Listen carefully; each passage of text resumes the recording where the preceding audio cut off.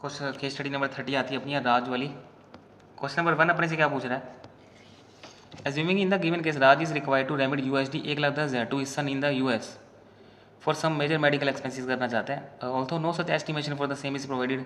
Medical institution वाले ना इनको एस्टिमेशन तो दिया नहीं, और 2.5 लाख तो वैसे ही अलाउड होता है, क्या दिक्कत है। Raj can remit the whole USD 1,10,000 to son without any permission because remittance is for the medical expenses है, और वैसे भी कोई दिक्कत नहीं है, 2.5 लाख से कम है, कर सकता था ये।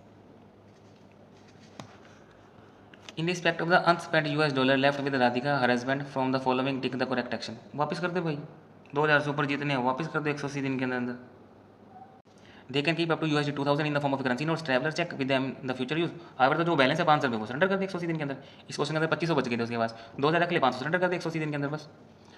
तो क्वेश्चन नंबर 3 आता है हमारा आगे। Assuming in the given case for sale of inherited agriculture land, inherited agriculture land आपके पास, वो सेल करना चाहते हो।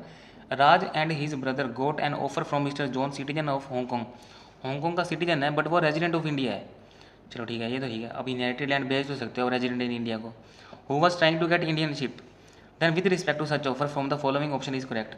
अब देखो यहाँ पर ना इंस्टीट्यूट खेल गया अपने साथ। मिस्टर जॉन है ना, वो ये हांगकॉन्ग का बंदा है, तो अपने प्रोविज़न के अंदर ना कुछ अलाउड है अपने पास। कुछ कंट्रीज़ ऐसी हैं, अगर आप उस कंट्रीज़ के किसी बंदे को बेच रहे हो ना जिसके पास उस कंट्रीज़ की सिटीजन है, जिसमें एक हांगकॉन्ग आती है, तो आपको बेचना है, चाहे वो रेजिडेंट हो गया हो, चाहे वो उसका स्टेटस रेजिडेंट इन इंडिया है, फिर भी आपको प्रायर अप्रूवल मस्ट रिक्वायर्ड है। अब इसके अंदर ना बेच तो सकते हो आप उसको, लेकिन आपको RBI की अप्रूवल लेने की जरूरत पड़ेगी। देखो मैं आपको आंसर दिखाता हूँ इसका।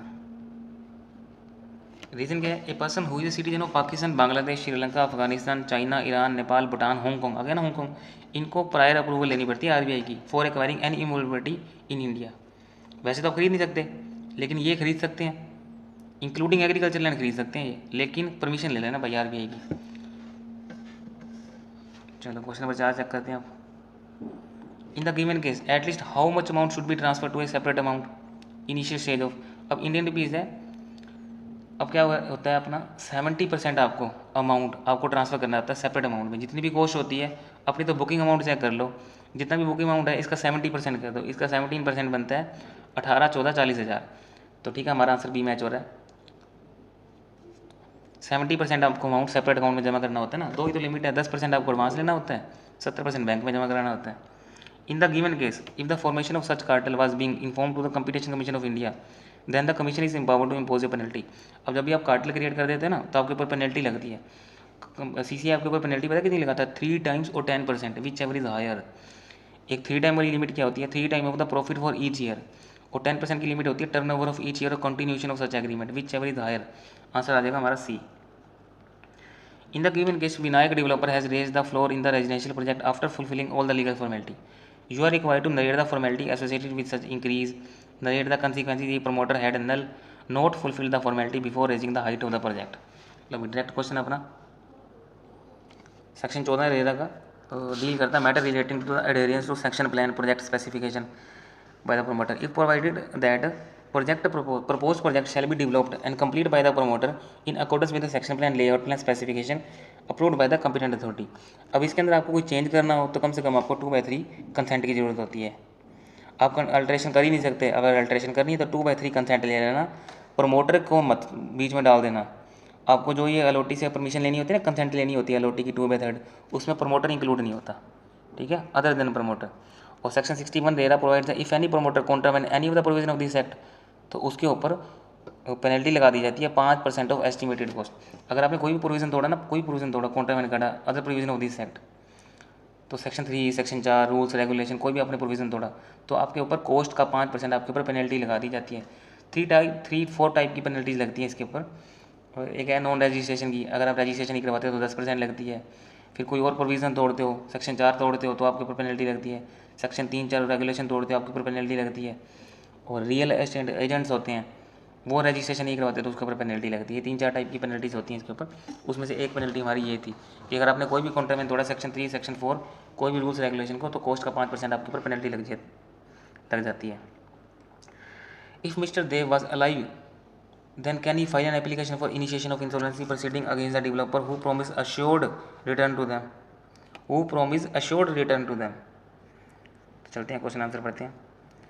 Provision of insolvency bankruptcy code 2016 provides that corporate insolvency resolution process may be initiated against any defaulting corporate debtor by making an application adjudicating authority.